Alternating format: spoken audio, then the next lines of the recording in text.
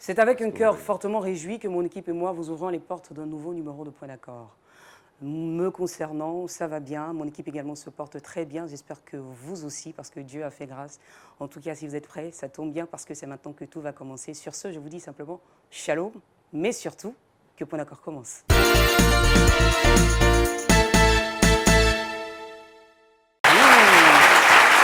Merci beaucoup. C'est vraiment bien gentil. Voilà. Alors là, de cette façon, je vous sens, parce que je le dis toujours, j'aime bien sûr être en phase avec mon public et je sens qu'on sera en phase jusqu'à la fin de cette émission. Soyez bénis. Pasteur Adebayo, ça fait plaisir de vous revoir. Vous allez bien? Par la grâce de Dieu. Par la grâce de Dieu. Vous portez bien. Et c'est super. Et toi, ça va? Oui, ça va, ça va. Vous nous avez manqué, on est bien content de vous voir. Maman Adebayo, bonsoir. Ça va bien? D'accord. Le public, alors, et vous donc? Je ne vous ai pas oublié. Comment vous allez? Super. Alors, j'avais déjà donné les nouvelles. Nous également, on se porte très bien. Et comme vous connaissez le principe de l'émission, on a toujours des invités qu'on reçoit justement sur ce plateau. Pasteur Adebayo, vous vous en souvenez, n'est-ce pas? Du principe de l'émission. Bien sûr. De recevoir des personnes sur ce plateau, de discuter un tout petit peu avec elles. Et bien sûr, par la grâce de Dieu, avec sa sagesse aussi, de pouvoir, pourquoi pas, trouver des solutions à leurs différents problèmes. Alors aujourd'hui également, on aura donc une histoire de couple au centre de cette émission. Une jeune dame a décidé de venir ici se dévoiler à nous pour qu'on puisse ensemble justement trouver une solution à son problème. Alors si vous êtes prêts, je vais simplement lui demander de venir ici et puis patiemment, avec beaucoup aussi de soutien et d'encouragement de votre part, on va ensemble l'écouter et pouvoir apporter une petite solution à son problème. C'est bon, le marché vous convient? D'accord? Alors, sous vos applaudissements, on va recevoir la première invitée de ce jour. Elle s'appelle simplement Salomé. La production peut la faire venir, justement, l'accompagner ici. Salomé.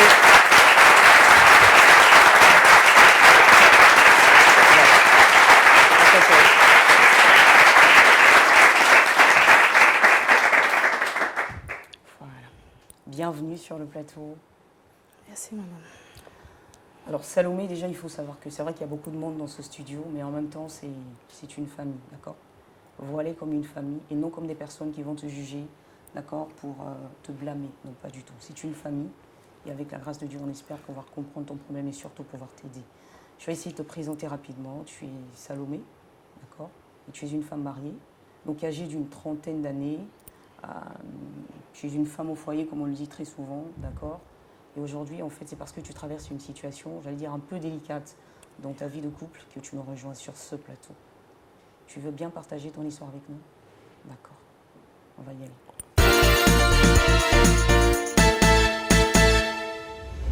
Je suis ici ce soir pour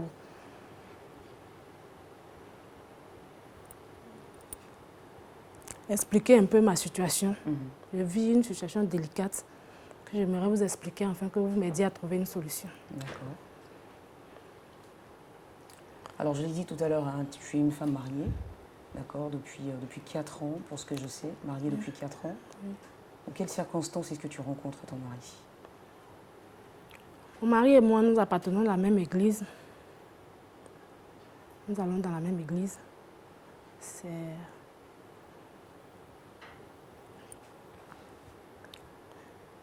C'est quelqu'un de très fidèle dans notre église. Il est zélé. C'est un exemple même pour la jeunesse de notre église. C'est ce qui même m'a motivé, même d'ailleurs à accepter quand il m'a proposé le mariage. D'accord. Donc, je veux dire, le connaissant sur la base du bon témoignage en fait qu'il avait déjà dans l'église, tu as accepté de devenir sa femme. Oui. D'accord.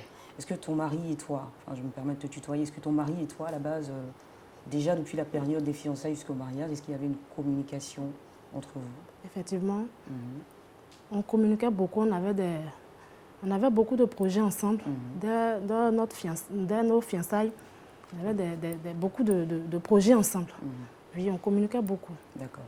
Alors, quand tu dis que vous aviez beaucoup de projets ensemble, quel type de projet est-ce que vous partagiez tous les deux? Bon, d'abord, on avait des projets de se marier, d'avoir des enfants. Et puis en plus, disons, fonder une famille. D'accord. Et lui-même, il avait disons, un projet d'aller en Europe. Donc, je le soutenais dans son projet. Dans son projet, pardon, Dans son projet, oui. Dans son projet, donc par la Oui. prière aussi. Oui. D'accord. Est-ce que tu sais pourquoi ton mari tenait tant à aller vivre à l'étranger? Il m'a expliqué comme ça que là-bas, d'abord, il allait découvrir d'autres choses là-bas. Et puis la vie là-bas était plus agréable. Voilà. Était plus agréable à vivre. D'accord. Alors, je suppose qu'aujourd'hui, après 4 années de mariage, votre projet a dû peut-être se réaliser. En partie, oui. En partie. Oui. Pourquoi en partie? Parce que pour l'instant, c'est mon mari seul qui est là-bas. Parce que pour l'instant, c'est seulement ton mari qui est à l'étranger. Oui, qui est à C'est-à-dire que l'étranger. là, en ce moment, toi, tu es resté dans ton pays. Je suis ici. et Attendant qu'ils viennent te chercher. Voilà. Alors, dans quelles circonstances est-ce que ton mari a réussi donc à y aller et tout seul en plus? Voilà. Bon, un soir comme ça, mon mari est revenu. Il est venu à la maison, il m'a dit comme ça qu'il avait une bourse d'études. Une bourse d'études qui allait, disons, Lui permettre d'aller à l'étranger. D'accord. Et j'étais contente pour lui. J'étais dans la joie. Mais malgré cette nouvelle, j'ai senti en lui qu'il n'était pas content. Je voyais en lui qu'il était triste, malgré la nouvelle qu'il est venu m'annoncer. Et je lui ai comme ça posé la question. Il m'a dit que la bourse d'études qu'il avait reçue était une bourse des célibataires. Alors, quand on dit une bourse de célibataire, ça veut dire quoi? Ça veut dire que pour profiter de la bourse, il fallait qu'il soit seul. Il fallait pas qu'il soit marié, en fait. Donc, ça veut dire que, logiquement, votre mari ne pouvait pas en profiter. Voilà, n'est-ce pas? Puisque vous étiez mariés. Non, il ne pouvait pas en profiter. D'accord. Et comment vous avez réussi donc à résoudre ce problème? Bon, franchement, c'était pas facile. C'était pas du tout facile.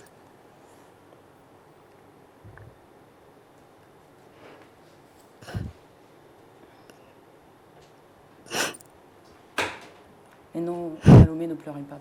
Non.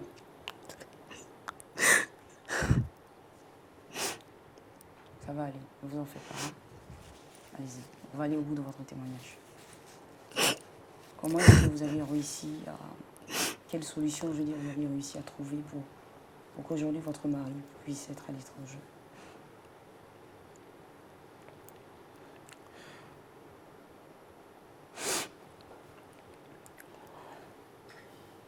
Bon, je le voyais, suite à cette nouvelle, je le voyais tout le temps triste. Il était toujours soucieux. Il était amaigri, il ne mangeait presque plus. Souvent, très tard dans la nuit, il s'élevait, s'asseyait, il pleurait, je le voyais pleurer. Il pleurait en fait, pourquoi? Parce qu'il ne pouvait pas profiter qu'il ne pouvait pas profiter de sa bourse. Parce que tellement que, en fait, il avait tellement... il avait même démissionné même de son travail à cause de cette bourse-là. Donc, franchement, il avait tout misé sur cette bourse. Donc, je le voyais triste. Je ne savais pas comment l'aider. J'ai comme ça eu... Je lui ai fait une proposition. Vous lui avez fait juste pour pouvoir l'aider. Effectivement, parce que vous êtes sa femme, donc vous êtes une aide également pour lui. Oui. Et quelle proposition est-ce que vous lui avez faite, Salomé? Je lui ai dit comme ça que...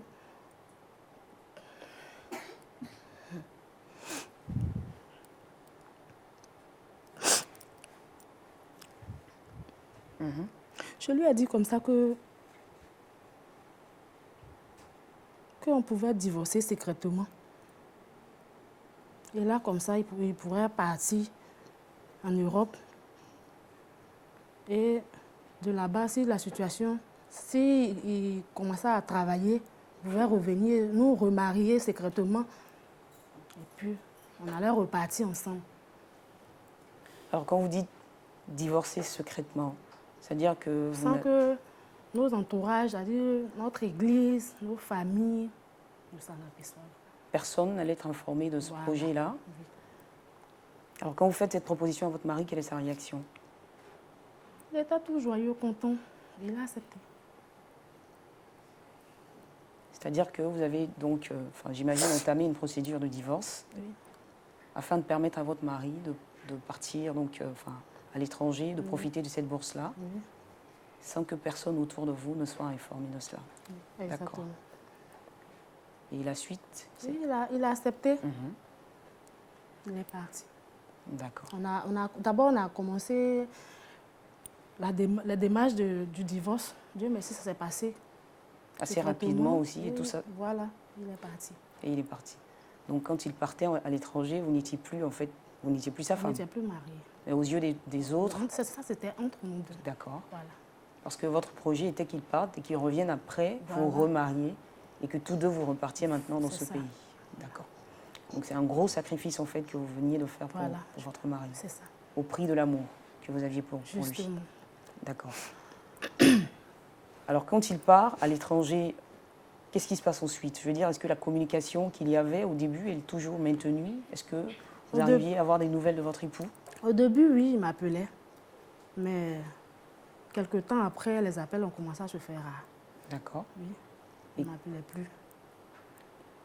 Maintenant, ce que je veux dire, vous viviez désormais seul? Est-ce que, Bon, quand mon mari est parti, comme là, je vivais seule, mais notre témoin de mariage m'a suggéré comme ça d'aller vivre avec lui et sa femme, c'est-à-dire lui et sa famille, chez lui.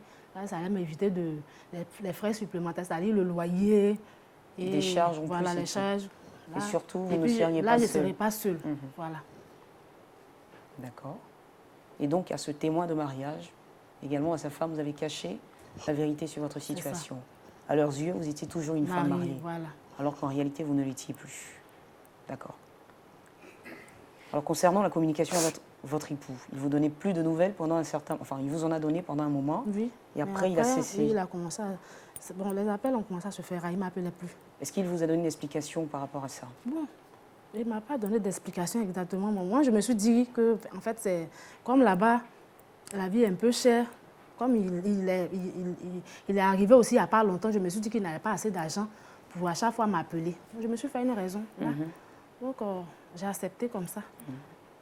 J'étais comme ça, là. J'attendais.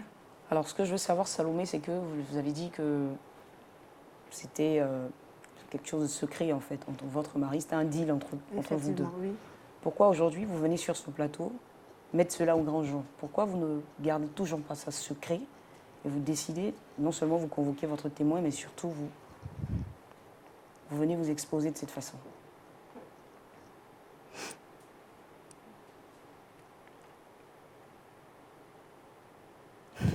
Qu'est-ce qui ne va pas, Salomé?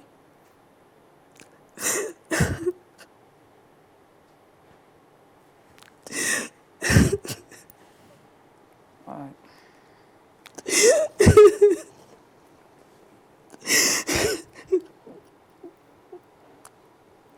Ne pleurez pas, madame. Si vous pleurez. Oh là là.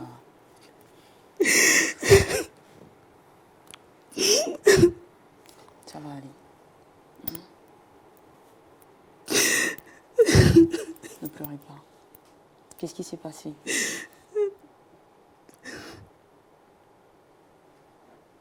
Je vous en prie, ne pleurez pas. Qu'est-ce qui s'est passé? Séchez-vous là. Madame, si je suis ici aujourd'hui, c'est que il y a 3 jours, j'ai croisé une soeur en Christ.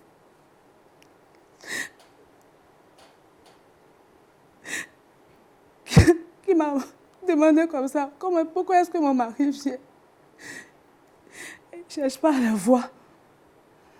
Et il répond aussitôt que ça fait 2 fois comme ça qu'il voit mon mari. La deuxième fois, c'était à l'aéroport, il était même sur le point de partir. Donc ça veut dire que si on croit ce que cette dame dit, ça veut dire que votre mari revient au pays. Et déjà, ça fait 2 fois, mais à votre insu. Effectivement, mon mari revient au pays. Et moi-même, je ne le sais pas. Mais là, quand elle m'a posé la question, j'ai dû jouer le jeu parce que je ne pouvais pas lui dire que mon mari venait, que je ne le voyais pas.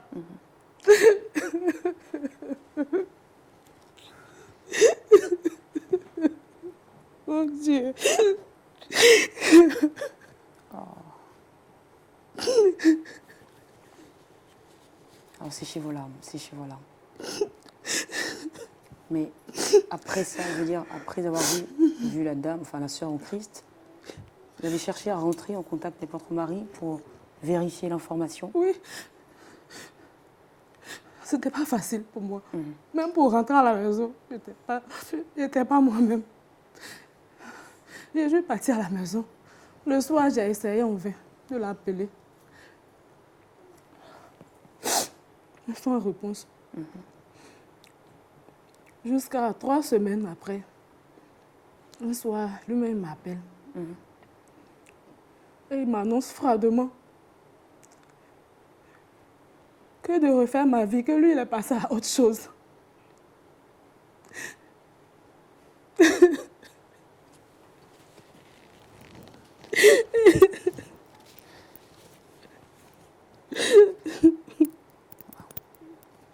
Qu'est-ce que je suis devenue? Donc ça veut dire qu'aujourd'hui, vous... En fait, vous êtes une femme divorcée.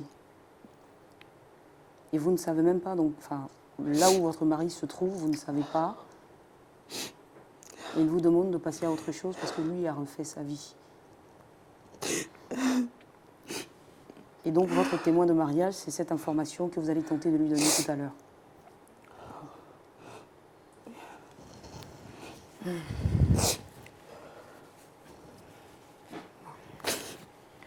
J'espère qu'on pourra trouver une solution. Je l'espère en tout cas. Le public, elle est vraiment effondrée. On va se faire fort de terminer l'émission. Donc de recevoir aussi sur le plateau le témoin en question.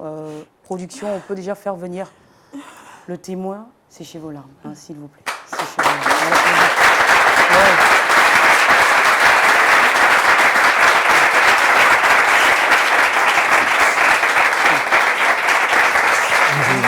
Quand vous savez, il ne faut pas y aller assez vite, rapidement.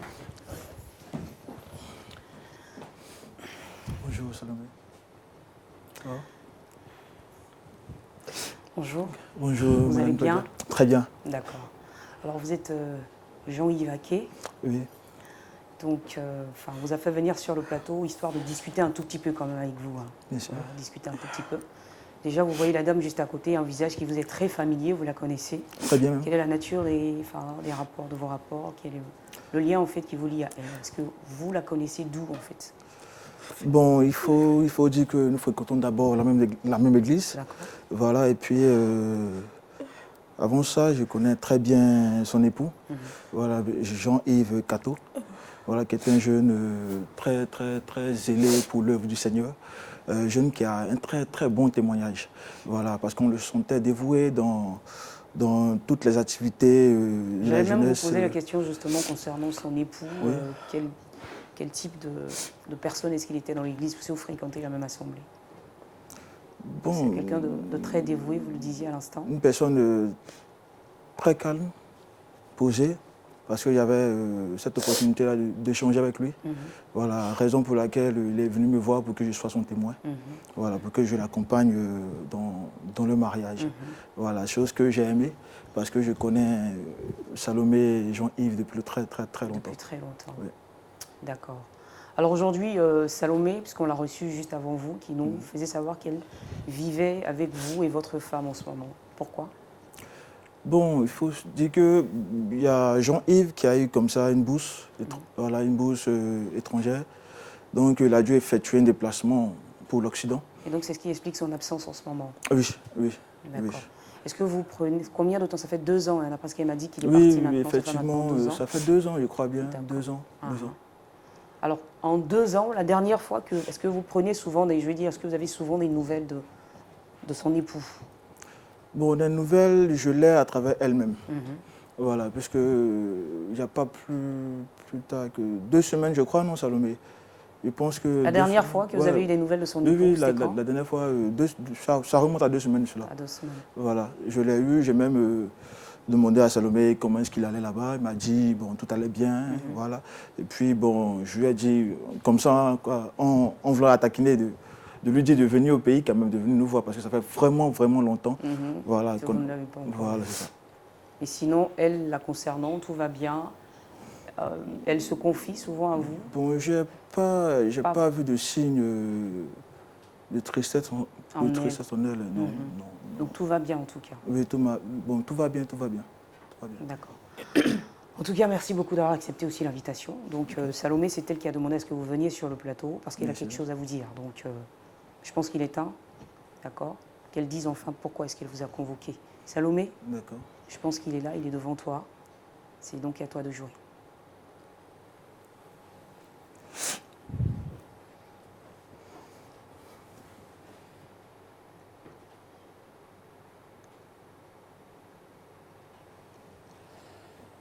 Tout à l'heure, tu as posé la question de savoir si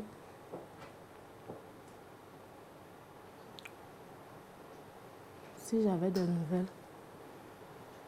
Effectivement.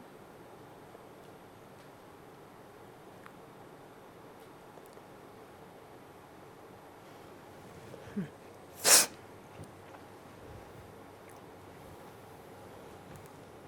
je t'écoute.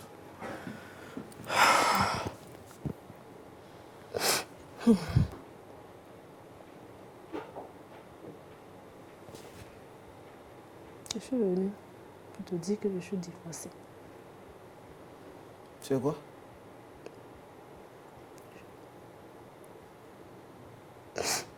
Je suis divorcée. Je suis divorcée. Il y a un épisode que j'ai sauté ou quoi? Parce que il me semblait que tout allait bien et puis tu... Attends. Comment est-ce que tu peux m'annoncer que tu es divorcée? Attends, je ne sais pas si c'est moi qui ai mal entendu. Je suis divorcée. Je suis divorcée.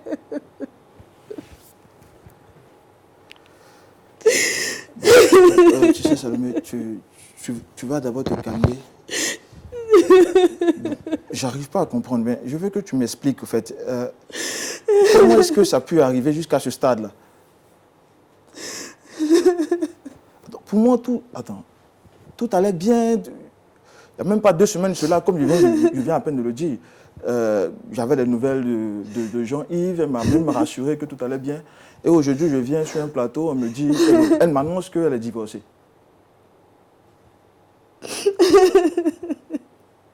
Attends, bon, tu vas reprendre ton souffle doucement et tu vas m'expliquer qu'est-ce qui s'est passé. Salomé.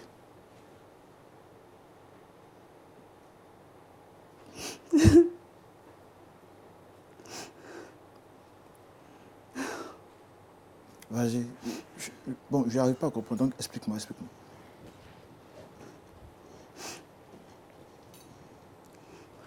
Quand mon mari a eu le bout. Calme-toi, tu te calmes, tu reprends ton souffle doucement et tu m'expliques. Parce que je veux savoir. La bourse d'études. Il m'a dit que c'était une bourse de célibataire. Comme ça, il ne pouvait pas profiter. C'est pourquoi je l'ai proposé. Voilà la souffrance, voilà sa souffrance. Par amour. Attends. Par amour pour lui, il a proposé cela. Qu'on divorce secrètement. Oui, par amour. Attends, tu t'entends parler là? Oui, je l'ai par amour. Comment tu peux accepter secrètement de divorcer avec ton mari? Il m'a laissé tomber. Qu'est-ce que je vais devenir, mon Dieu?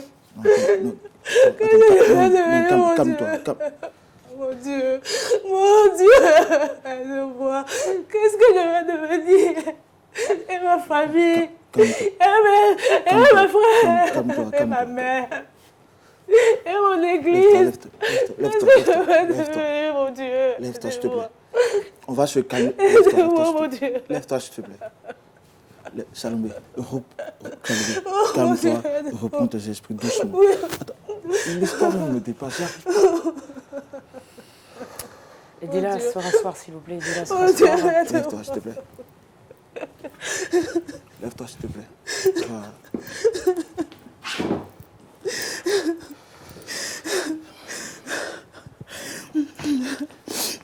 Alors, le temps qu'il se calme, je vais donner la parole au public.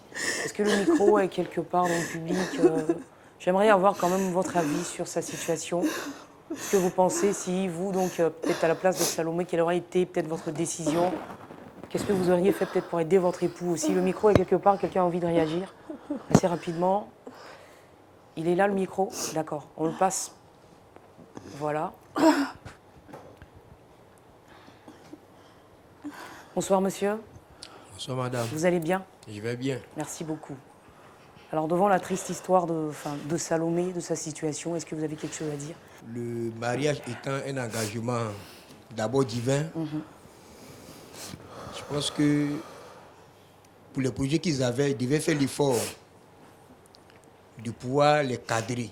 C'est pourquoi j'estime que si l'homme, dans le désir d'aller à l'étranger pour avoir plus de moyens et s'occuper du foyer, n'a pas vu certains aspects et certains risques qu'il pouvait courir, au moins la femme pouvait, à cause de sa responsabilité devant Dieu par rapport au mariage, aider l'homme en lui disant que c'est vrai, tu cherches plus notre bien financier matériel, mais voyons d'abord l'aspect spirituel.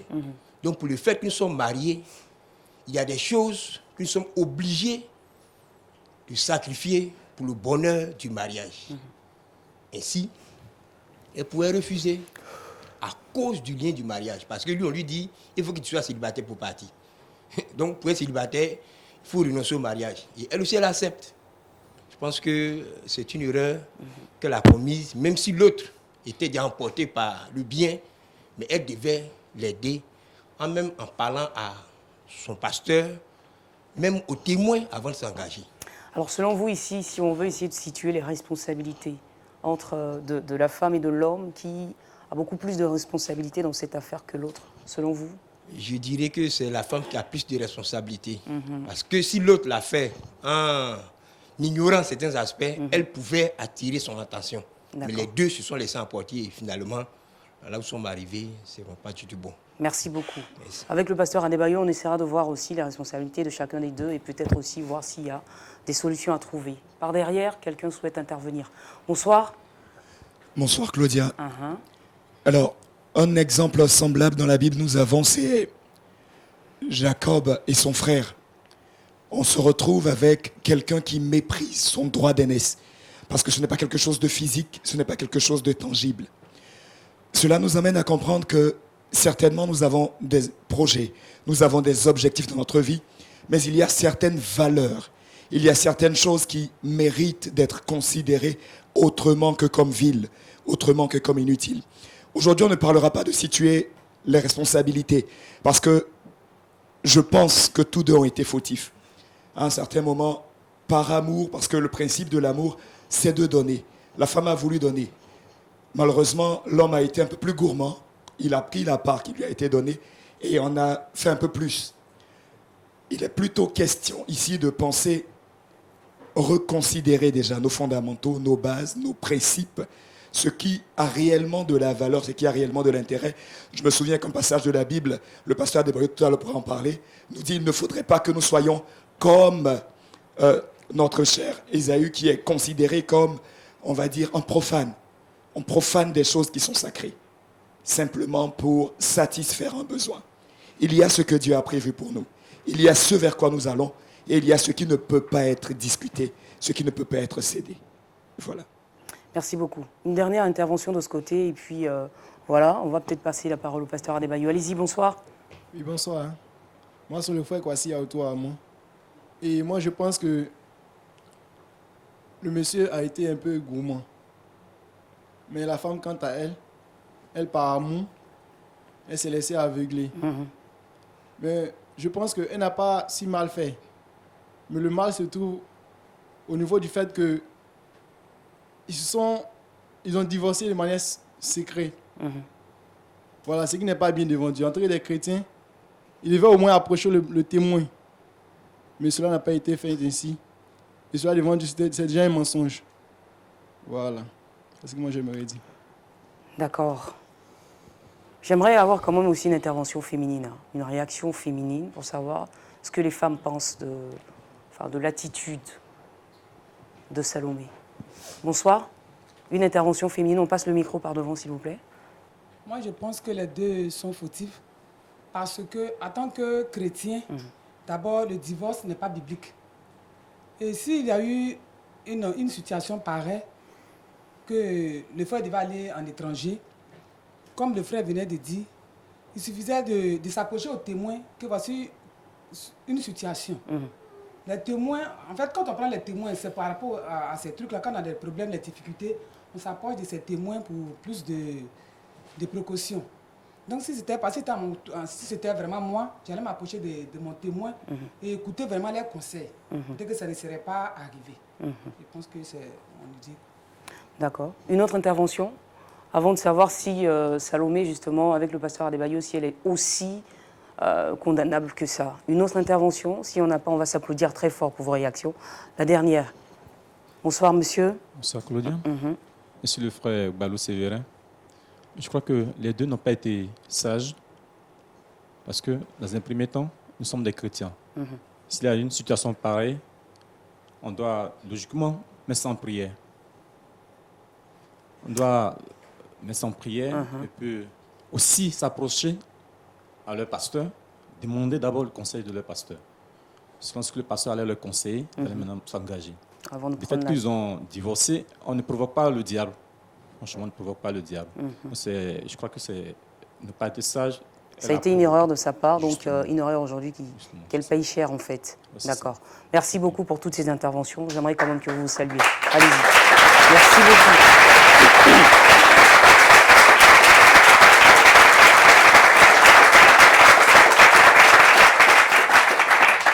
Pasteur Adebayo, je vous salue à nouveau. Je reviens vers vous. Voilà, on a entendu en fait tout ce que les uns et les autres ont dit concernant la situation de Salomé. Vous allez à votre tour essayer de l'analyser aussi. Et puis tenter de voir où il y a réellement eu des fautes de part et d'autre. La parole est à vous. C'est une situation bizarre. Une situation vraiment bizarre. Un foyer qui a 4 ans d'existence, c'est ça? Et je ne sais pas combien d'enfants ils ont. Ils n'en ont pas encore. Ils n'en ont même pas encore d'enfants.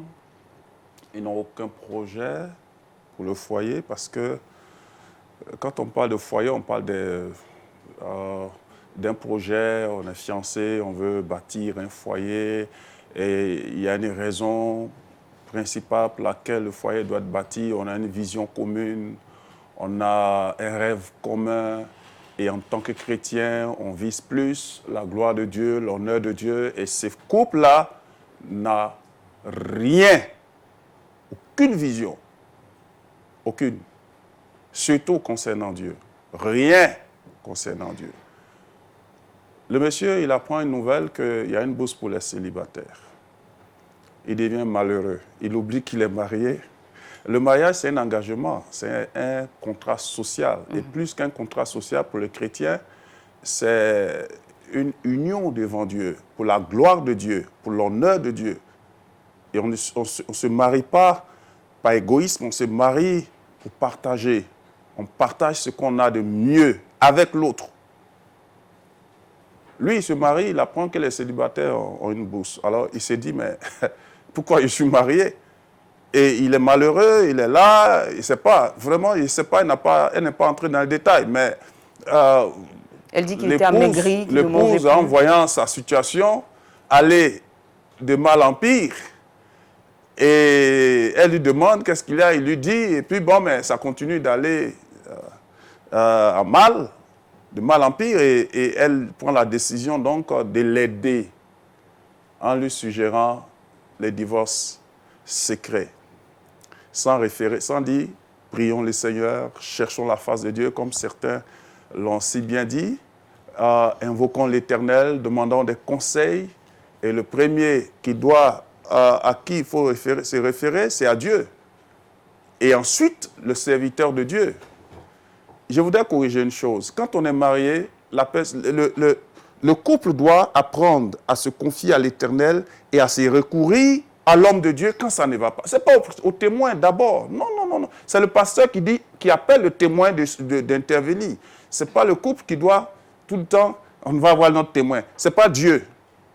C'est un homme. Et puis d'ailleurs, on ne choisit pas les témoins comme on veut. C'est avec l'accord du pasteur qu'on choisit son témoin pour le mariage. Alors, je voudrais simplement dire que, en premier lieu, le monsieur Jean-Yves, c'est ça, non? Jean-Yves, c'est quelqu'un qui n'a pas un fondement chrétien. Vous m'excusez, on a dit non, c'est faux, il n'a pas de fondement chrétien. Bibliquement parlant, il n'a aucun fondement chrétien.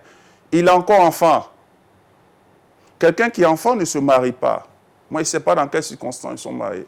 Parce que vous savez, dans la vie, on peut avoir toutes sortes d'occasions, mais toute occasion n'est pas utile.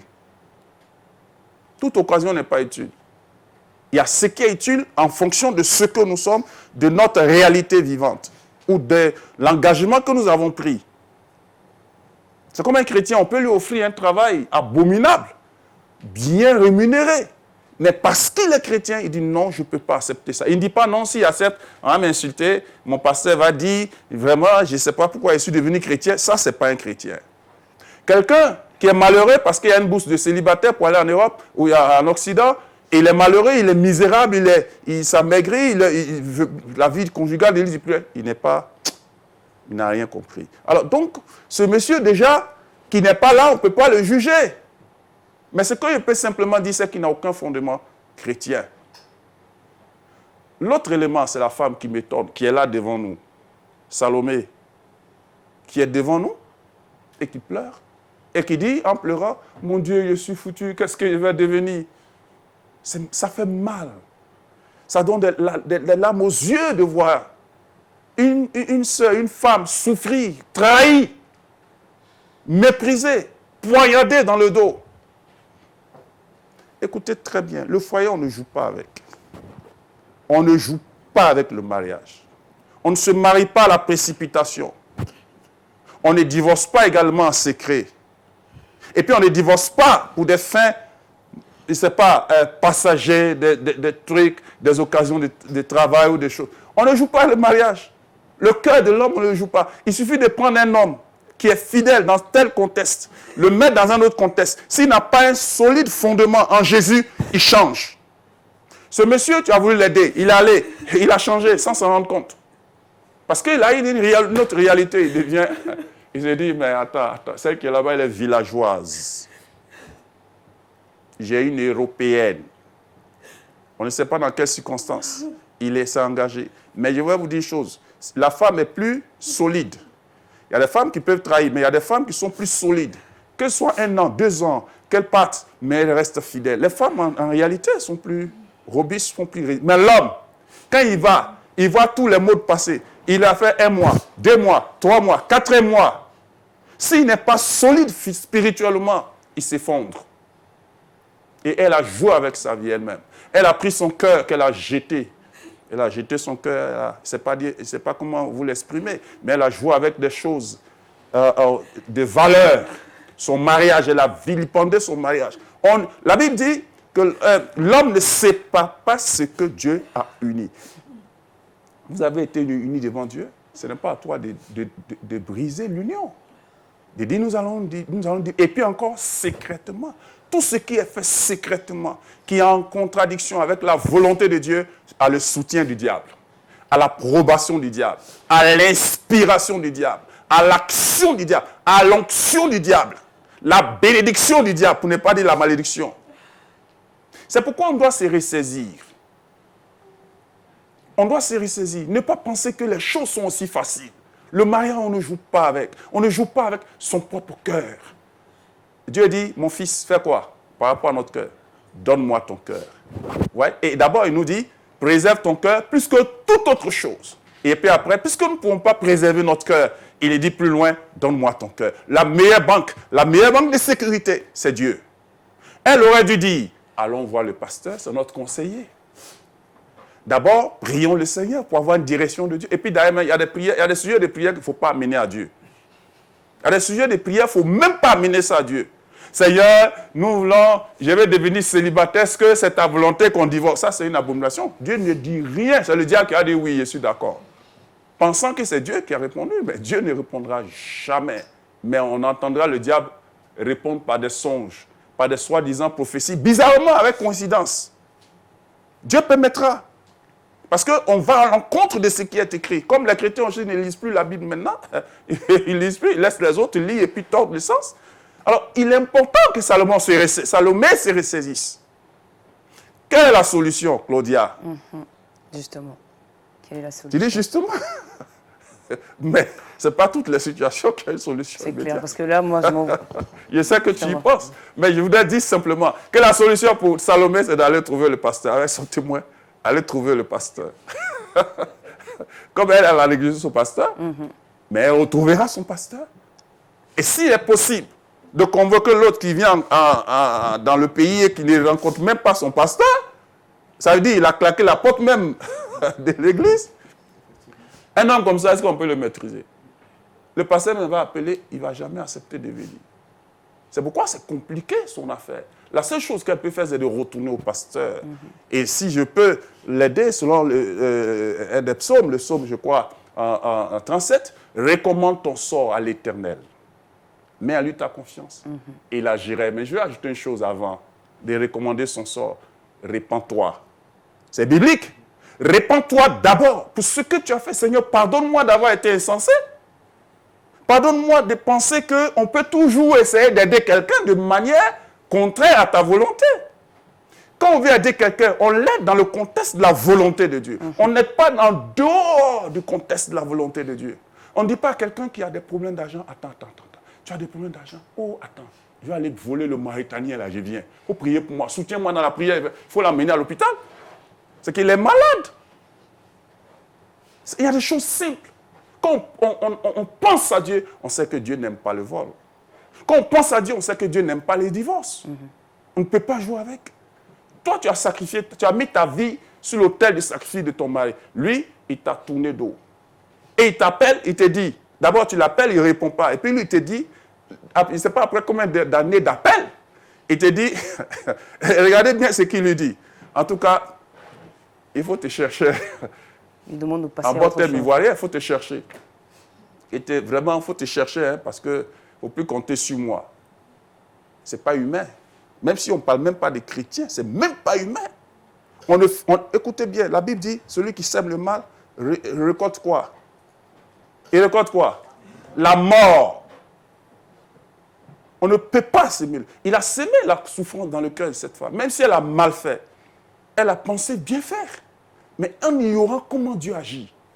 Étant chrétien, pour conclure, moi je pourrais dire simplement, étant chrétien, il faut qu'on sache qui est Dieu. C'est Dieu en qui nous avons confiance. Dieu a dit à Élie, va au Horeb. Élie est allé au Horeb. Il y a eu 3 manifestations. Dans lesquelles, des 3 manifestations de puissance, de fire. Comme on dit feu. Tout ça, Dieu n'y était pas. Mais la dernière, la 4e, un vent presque imperceptible qui passe. Élie s'est prosterné. Alors que les vôtres, il ne s'est jamais prosterné. Il faut connaître le Dieu que nous servons, en qui nous avons mis notre confiance. Étant dans le foyer, peu importe ce qu'on peut souffrir, peu importe les difficultés qu'on peut connaître, peu importe, humainement parlant, on dit il n'y a pas de solution. Peu importe, sachons que Dieu est au-dessus de nous, notre conception. S'il n'y a pas de bourse pour les mariés, confie-toi à l'Éternel. Et puis le peu que tu gagnes, gagne ça. Il ne faut pas aller aussi traverser la mer Méditerranée pour aller mourir. Vous dites donc, s'il y en a qui sont arrivés, même s'il y a 10 qui tombent, moi je vais aller par la foi. Dieu ne t'a pas envoyé. Dieu ne t'a pas envoyé. J'espère qu'il n'y a pas de chrétiens qui meurent là-bas parce que celui qui se détruit, il va à l'enfer. Dit la parole de Dieu. Donc, il est important de savoir, se confier à l'Éternel. Si vraiment c'est le plan de Dieu. D'ailleurs, quand les chrétiens prient, ils doivent chercher, Seigneur, si c'est ta volonté que je parte, ouvre-nous la porte. Tel que je suis, étant marié, ouvre-nous la porte. Dieu peut ouvrir la porte. Peut-être que c'est pour les célibataires, dans 2 semaines, ce sera pour des gens qui sont mariés. Tu auras une autre occasion. Pourquoi être si incrédule et aller perdre, aller détruire une vie qui est en train de pleurer? Il faut sécher tes larmes, Salomé. Retrouve à être ton le témoin. Témoin ton pasteur, et puis il aura les mots justes, les paroles qu'il faut. Il va se fâcher, bien sûr, contre toi, et puis t'aider. Il va annoncer à l'église, bien sûr, parce que tu ne veux pas rester comme ça. Annoncer à l'église, voilà le mariage qu'on a fait il y a 4 ans. En réalité, les deux ont divorcé. Ouais, si on n'annonce pas, comment on va faire? Elle ne va pas rester comme ça. On ne sait pas qu'est-ce qu'il va devenir. On va lui demander chaque fois, ton mari, c'est quand tu as rejoint ton mari, bien c'est quand il va venir. Il n'a pas fini l'étude là. Elle sera encore plus... Il est mieux d'annoncer à l'église, pas à tout le monde, de réunir les baptisés, et puis de dire, voici notre soeur dans une situation... Ça va, le premier mois, ce sera difficile pour elle, mais après, elle va pouvoir surmonter avec la prière, avec l'humilité devant Dieu. Mais l'autre, vraiment, je ne sais pas, ça dépend du pasteur, ça dépend de son église. Alors prends courage, répands-toi, cherche la face de Dieu. Tu as appris une belle leçon, qu'il y a des choses qui reviennent à Dieu seul. Dieu dit que l'homme ne sait pas ce que Dieu a uni. Quand on veut essayer, la souffrance est le résultat. Que Dieu t'aide à te relever. Et qu'en même temps, ceux qui suivent cet exemple, qui sont captés à la télévision, qui sachent qu'on ne joue pas avec les choses de Dieu, peu importe. On ne dit pas ça ne va pas, il y a un divorce. Non. Recommande ton sort à l'Éternel. Mets en lui ta confiance. Et il a ajouté quoi? Et il agira. Quand on honore Dieu, Dieu nous honore. D'ailleurs, aussi hébreu pour terminer, Claudia, je sais que je suis un peu trop long. Tu sais, c'est bien sûr la reprise. Hein? Tout à fait. Donc, la reprise, c'est exceptionnel. Alors, exactement, je vous comprends, allez-y, oui. pasteur. Alors, vous savez, il dit honore, hein, que le mariage soit honoré de tous. Le mariage soit honoré de tous, il faut comprendre. Toi qui te maries là, il ne faut pas déshonorer le mariage. Ça, c'est un. Et puis deux, quand on est marié, il faut que Dieu soit présent et qu'on comprenne le concept du mariage, qu'on vive de manière digne. Et quand le mari veut...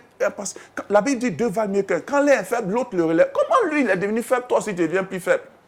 Lui, il est à terre, toi, tu es plus toi, tu es, comment dire, en dessous de la terre. C'est-à-dire, elle tombe plus bas même que lui. Et relève-le. Dis-lui non, frère. Bon, chérie, mais ce n'est pas un problème. Dieu peut faire. Dieu est fidèle. Et puis, ça va le remonter. Peut-être qu'il a vu ses amis qui sont célibataires, qui s'en vont, c'est la chair. Mais il va se remonter, se ressaisir spirituellement et puis se confier à l'Éternel. Alors, je ne pourrais pas dire que c'est fini parce qu'avec Dieu, tant que tu as la vie, Dieu est souverain. Exactement. Mais seulement ce que veut dire, retourne à ton pasteur et il t'aidera. D'accord. Salomé, je sais que c'est difficile. Hein. C'est difficile pour toi aujourd'hui de... C'est clair que forcément, tu ne sais vraiment pas où est-ce que tu te trouves en ce moment. Mais je pense que tu as bien entendu aussi les paroles du pasteur Adebayo, l'exhortation, tout ce qu'il a dit. Retourne à ton pasteur, d'accord? Il aura les mots qu'il faut justement pour que pour t'aider, d'accord? Et la situation peut donner l'air d'être une situation complètement finie, qui n'a plus de solution. Mais je pense qu'avec Dieu, tout est possible, n'est-ce pas? Avec Dieu, tout est possible. Et il agit très souvent là où on ne l'attend même pas, d'accord? On va prier pour toi. On va demander à Dieu de toujours avoir sa main sur toi, de t'aider. Et la vie va continuer pour toi, n'est-ce pas? Pasteur Adebayo, on peut la recommander entre les mains du Seigneur. Voilà, recommander au Seigneur, je voudrais simplement dire qu'il faut que les chrétiens apprennent à recourir au pasteur. Peu importe le pasteur qu'ils ont, qu'ils apprennent. Les femmes même ont intérêt à le faire. Ça dit, pasteur, j'ai un problème. Quel problème? Voilà. Donc on va prier. Et puis, le pasteur saura comment aider le frère, l'aider à le sauver. Mais elle a caché. Claudia, tu me suis? Bien sûr. Elle a caché, c'est devenu plus grave. Et il y en a qui en souffrent, il y en a qui ont des situations. Le mari souvent dit, je ne veux pas que quelqu'un apprenne, même le pasteur en premier. Et puis, elle garde. Et puis après, au moment où le pasteur va apprendre, ils sont en train de divorcer. C'est déjà trop. Et le pasteur dit à la femme, mais pourquoi tu n'as pas dit si vite? Non, il m'a dit, il ne faut pas y aller dire. Il m'a dit, il ne faut pas y aller dire. Il ne faut pas dire, ramassez-vous, allez. Moi, je ne souffre pas pour des choses comme ça. Quelqu'un qui ne m'écoute pas, qui ne me considère pas, et puis maintenant, tout est gâté. Il ne faut pas le faire. Même s'il dit non, le pasteur est ton meilleur confident. Va, confie-toi à lui. Même s'il dit, je vais te frapper, c'est faux. Va, le pasteur avec sagesse saura comment, sans dire que c'est toi, il saura comment, sans mentir non plus, il saura comment l'aider. Il y a eu des cas comme ça. Le pasteur saura. Allez vers vos pasteurs. N'attendez pas que ça se dégénère. Et il faut que les pasteurs écoutent ces soeurs-là. Parce qu'il y a des pasteurs pour les avoir là. Il faut, c'est pas un an. Alors qu'Hébreu dit, ayez de la déférence pour vos pasteurs parce qu'ils veillent sur vos âmes. Il faut que les brebis considèrent les pasteurs et que les pasteurs écoutent ces brebis-là, que les aident. C'est vrai qu'il y en a qui exagèrent, qui fatiguent tous les pasteurs, mais il y a un comité qui est là aussi. Comité pour suivre les couples. Il faut se confier au pasteur, le pasteur vous dirigera, on vous encadre. Et la grâce de Dieu sera avec vous. Seigneur notre Dieu, nous voulons te bénir parce que tu es Dieu. Nous ouvrons, Seigneur, la reprise de nos émissions avec un cas qui brise vraiment le cœur et qui fait très mal. Mais nous croyons que, Seigneur, notre Dieu, tous les cas similaires, Seigneur, auront une solution devant toi. Tous ceux qui sont en train, Seigneur, de vivre ce cas, qui n'est pas encore atteint son paroxysme, qui n'est pas encore, Seigneur, notre Dieu, qui n'a pas encore été consommé, interviens et stoppe cela. Arrête cela, Seigneur. Amène ces sœurs à apprendre à faire confiance à les pasteurs. Amène ces sœurs à apprendre à faire confiance aux épouses de les pasteurs. Amène ces sœurs à apprendre à faire confiance à leur église et à l'Éternel. Que ta grâse s'oppose sur les vies. Manifeste ta bonté. Et les sœurs qui ont le cœur déjà brisé, qui vivent dans ces choses, Seigneur, nous te prions de leur donner l'espoir, de leur relever. Au nom de Jésus, humainement parlant, c'est impossible, mais toi, tu as la solution pour les sauver. Sauver les Salomé. Sauver cette situation. Sauver ces sœurs qui sont en train de gémir peut-être, qui sont presque, Seigneur, à la dépression. Sauve-les et délivre-les maintenant. Donne-les l'espoir. Dis-les, Seigneur, à leur esprit qu'il y a encore de l'espoir que de laisser tomber et de laisser détruire. Au nom de Jésus, Seigneur, envoie ton esprit et restaure-les, relève-les et glorifie-toi dans leur vie. Et ceux qui ont commis cela comme les gens ivres, au nom de Jésus, touche les consciences. Touche-les, Seigneur. Ramène-les à la repentance. Enlève-les même le sommeil. Pour sauver la vie, pour sauver les âmes qui ne dorment pas jusqu'à ce qu'ils se répandent, jusqu'à ce qu'ils reviennent à leurs épouses. Manifeste ta grâce et ta gloire. Nous te bénissons parce que tu as le moyen de le faire. Dès maintenant, au nom de Jésus-Christ. Amen. Amen. Merci beaucoup, Pasteur Adebayo. On peut applaudir très fort, public. Merci.